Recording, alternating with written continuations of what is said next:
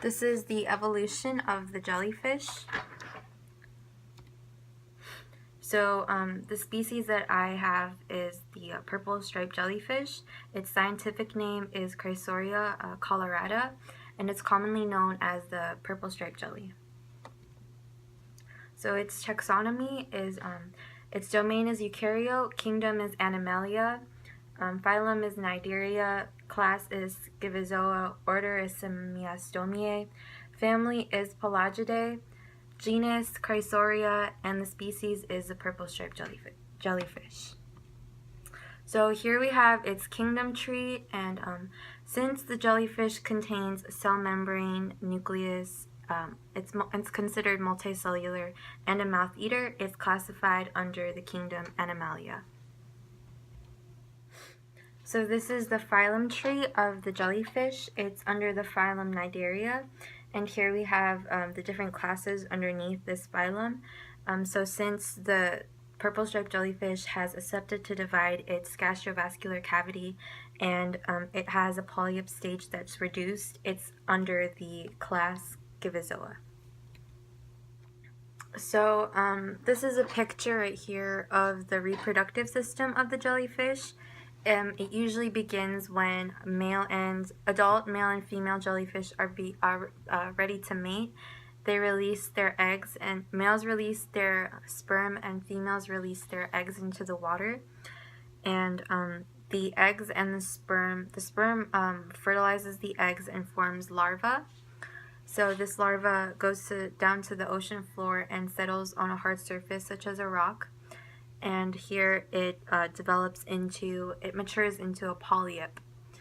The polyp then develops, and once it is ready, it elongates and it releases many young jellyfish into the ocean, and these young jellyfish will then mature and then restart the cycle all over again.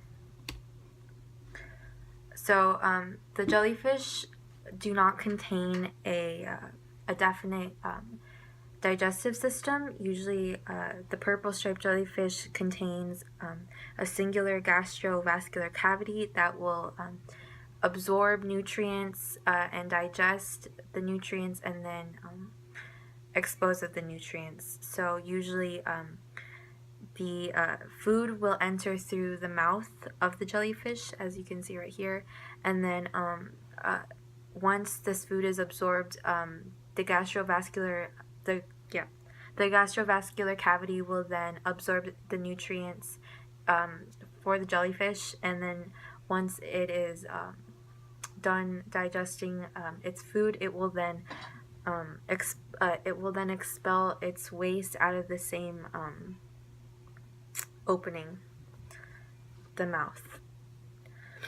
So to maintain homeostasis, jellyfish are considered osmoconformers because they rely on osmosis to maintain an isotonic relationship to the environment that they're in, and it is unlikely that jellyfish will burst or shrivel when they are in changing gradients, because their cells are they're made of highly elastic and flexible material. Therefore, the cells aren't likely to burst or shrivel. So global distribution, these jellyfish can usually be found in coastal waters, commonly on the California coast, near the Bermuda, near the Atlantic Ocean, and in the Adriatic Sea. Jellyfish can be found in warm and temperate waters near the coast, and they usually survive in groups called blooms, and blooms are made through the currents of the ocean. These currents group these jellyfish together, and that's how blooms are formed. So this is the food web. As we can see here, the jellyfish, it consumes plankton and small fish, and usually jellyfish are the source of energy for sea turtles, as we can see right here. So this is a fossil found in Utah of a purple striped jellyfish, and it's considered to be 500 million years old, and it's from the Cambrian period. So since jellyfish have soft bodies, they do not have